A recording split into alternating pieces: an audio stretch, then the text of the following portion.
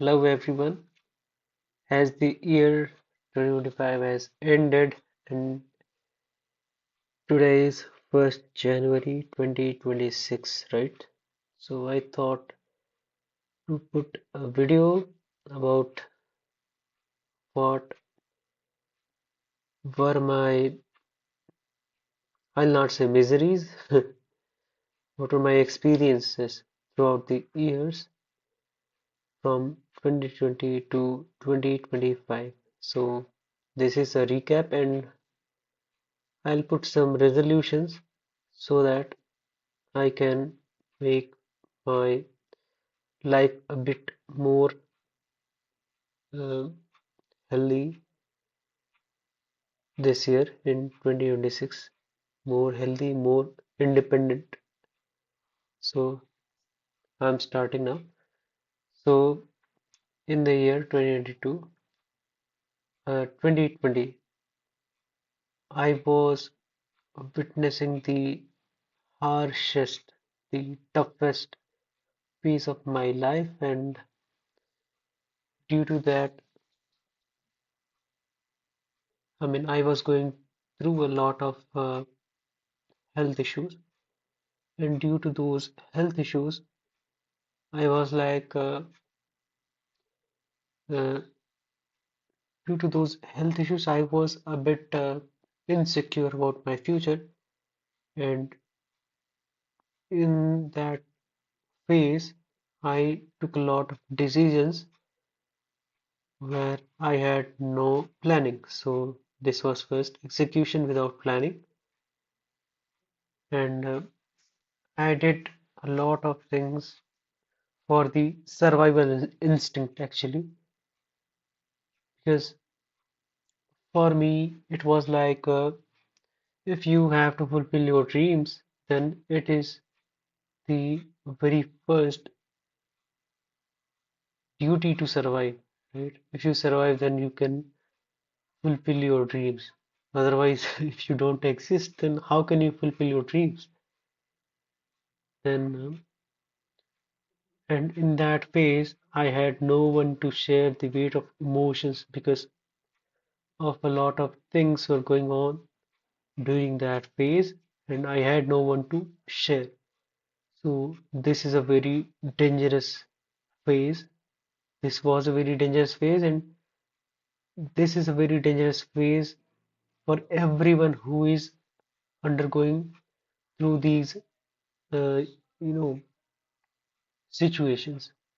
So this is very dangerous situation, dangerous phase, and I've talked about the survival instinct. Due to that survival instinct, I'm still here making this video. And in that phase, I had no one to take.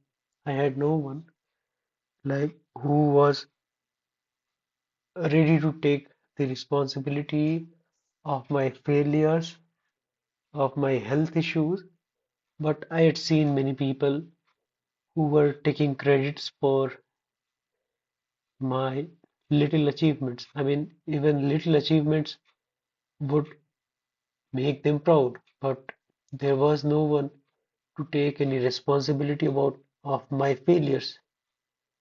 So I had experienced it personally. Then let's come to my realizations through that phase. So my realizations are like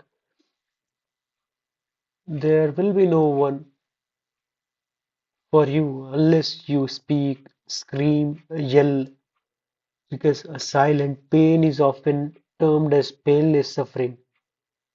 I mean, if I'm not crying, I'm not screaming, then people think that it is sufferable. I mean, it is a bit easy than than I mean what I expect from people to experience my suffering. I mean, but if I don't scream, don't yell, don't speak loudly, then they will think that it is not. that much important or that much, what should I say, that much dangerous to that dangerous level. And then expectations kills the most of us from inside. And then in that phase, when we expect that people will come to help us, and in that phase, no one comes, right? Not even that God from whom you wish every day that uh, please be with me or help me during that phase. So when in that phase your trust breaks, then it kills the most of us from inside.